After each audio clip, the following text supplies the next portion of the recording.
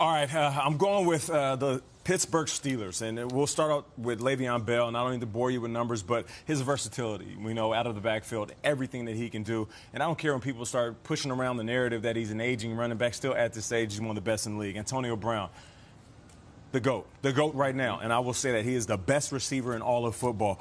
Juju Smith-Schuster, who is a young, up-and-coming talent.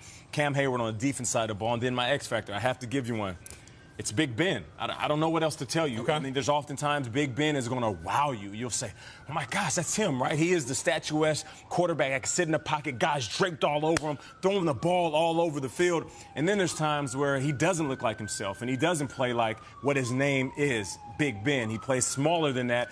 And then you move into the offseason where you're like, oh, Big Ben, are you in it? Do you want to play? Are you going to retire? So I feel like as a leader, you have to be that leader in order for guys to follow you. Oftentimes, if your quarterback is talking about, I don't know if I still got it, and maybe retirement's coming, I think players are going to start thinking, are you all the way into this thing? So he's my X factor. Steelers own the North in fantasy because it is a dream to know that you can draft a guy and when exactly you should start him. When you talk about Antonio Brown, the one receiver to lead receivers in points per game in fantasy, you got to grab him. The second best running back last year, Le'Veon Bell. These are guys that you're taking high and you're paying a premium for, but you're starting. And then Big Ben, who you mentioned, still ended up as a quarterback one last year. And what I like about him is that, you know, you can start him at home.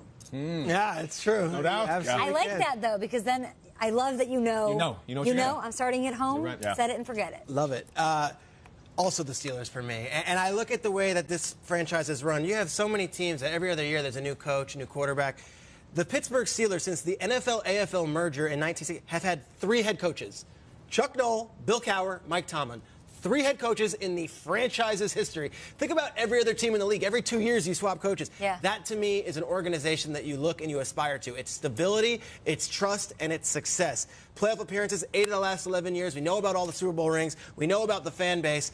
And I think the way that the Steelers organization handled this Ryan Shazier situation this past offseason and during the year, there is no greater way to support a man and kind of put him through this process and kind of be there by his side.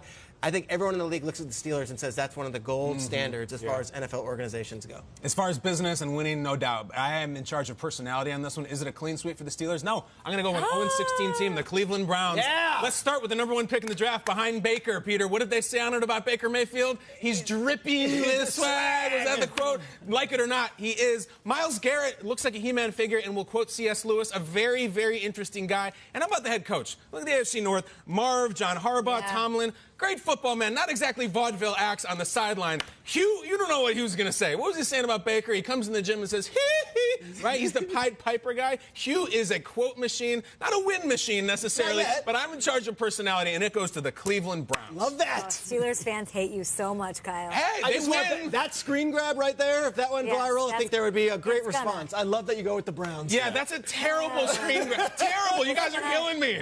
You know what I mean. Tweet the video. You made your Tweet the picture. Last division, the AFC South. All right, so you said quote machine.